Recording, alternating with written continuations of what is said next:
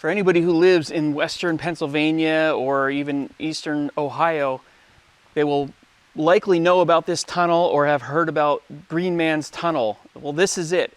And there's a whole bunch of folklore that goes with this tunnel.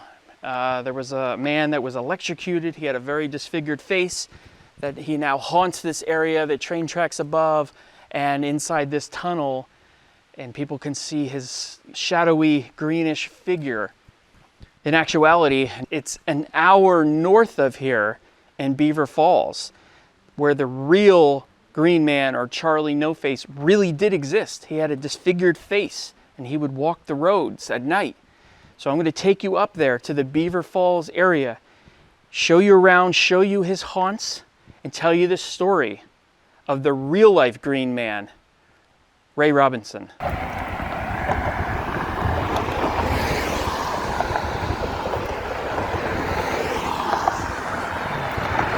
So this is the bridge where everything started. June 18th, 1919, way back in 1919, Ray Robinson with some friends and I believe one of his sisters were out swimming in the Beaver Falls area, and they came across this bridge. Now this bridge has been replaced. This was an old trolley bridge, and this is now Route 18, crosses the Wallace Run. I don't know if this is Beaver Brook or something down here, but at the time, this was a trolley bridge, and so there were electrical wires up here. They saw a bird's nest, and they were curious to see how many birds or eggs were in that nest, and Ray apparently climbed up and to take a look inside the bird's nest, and either slipped and hit a wire, or he somehow came in contact with a very high voltage wire and got electrocuted. It absolutely disfigured him. It burned his face off, basically. He lost his eyes, he lost his nose, his arm as well. But she spent months in the hospital. A horrible, horrible situation. But this is where it happened.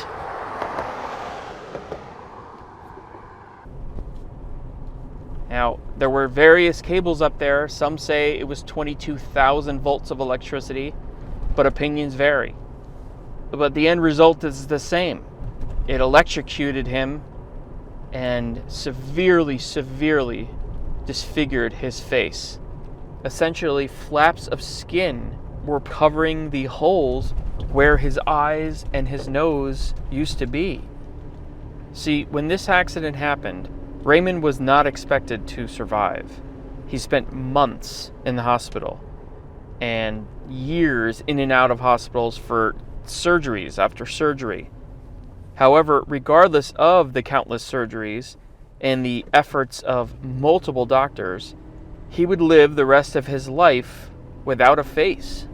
And I think it's also important to mention a boy named Robert Littell, who was electrocuted on the very same bridge just a year prior. That boy unfortunately died, though, and is actually buried in the same cemetery as Raymond. So Raymond did the best he could with what happened to him. He spent most of his days with his family. He made belts and wallets to sell and help support the family, and he would often walk the trails on his family's property. Well, at some point, the property behind his family's home was purchased by a mine company. The forest all in that area was cut down and stripped, and Raymond really enjoyed his walks, so he was forced to walk the roads. And the night was much quieter. There's less people, less cars, so that's what he did. He would walk with one foot on the pavement and the other on the gravel, just so he could stay on the road. And he would walk for miles, usually along State Road 351. As time went on, the news spread of this faceless man who would walk at night, and people would come from all over to maybe get a glimpse of this man. Most would just drive by or yell something. I would assume most people were too scared based on the rumors and the stories. But then there were kids that were just cruel to him. They would throw things at him, drinks or leftover food. There are even stories of him being hit by cars. Some people would offer him rides and then drop him off far from home. His family was very worried about him and his midnight walks. And they tried to get him to stay home, but that's what he loved to do. That was his time to get out of the house. You know, he loved his walks, so he never stopped. But I think because of that abuse and the issues with the teenagers, he would hide with the sound of an approaching car, usually ducking behind trees or whatnot. He did meet nice, normal people as well. The overwhelming majority were good people, but they were just curious. A common thing was for people to bring him beer and cigarettes. And they would call out to Raymond, who was hiding behind a tree or something, and he would come out when he recognized who they were. He definitely befriended people. And these walks and encounters went on for years. But as Raymond got older, he eventually moved into a nearby home. However, the stories and the reported sightings, the legend of the Green Man, Charlie No Face, continued on. So this is the Brighton Rehab Center, not far from Beaver Falls. And this is where Ray lived out the remaining years of his life. I believe he came here once his mother died. At the time it was called the Geriatric Center, Beaver Falls, and then the name changed to Friendship Ridge, which is still on this truck, but now it's called the Brighton Center, or the Brighton Health and Wellness Center. So that brings us to the Grandview Cemetery here in Beaver Falls, really just not far at all from where his accident happened. He lived out the rest of his years in that home and died in 1985. He obviously tried to do the best he could for what he was given in life. I mean, who knows what we're going to be handed and what our futures will be 5 minutes from now, or 5 days from now, or 5 years from now. So this is Ray's father, Robert V. He died in 1917, just a couple years before Ray's accident. And his mother, I guess they're buried here too.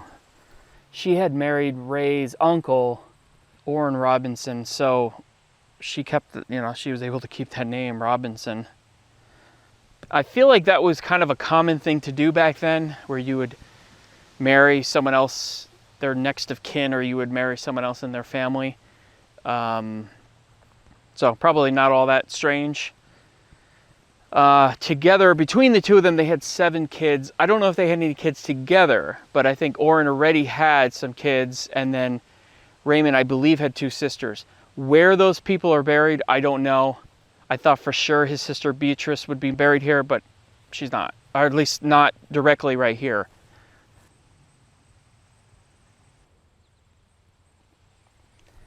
So rest in peace, Ray Robinson. Obviously dealt a hand of life that most of us can agree we would not want, but he made do the best he could. His legend has gone on and on. In some ways it's not a good legend. It's meant to scare people and meant for him to be feared and looked at, in a negative way. But now you know the real story of the Green Man, or Charlie No Face, really derogatory nicknames. Ray Robinson was a good man. So back at Green Man's Tunnel, here's an inside look. This is, I believe, salt from the town. That's what this is filled with.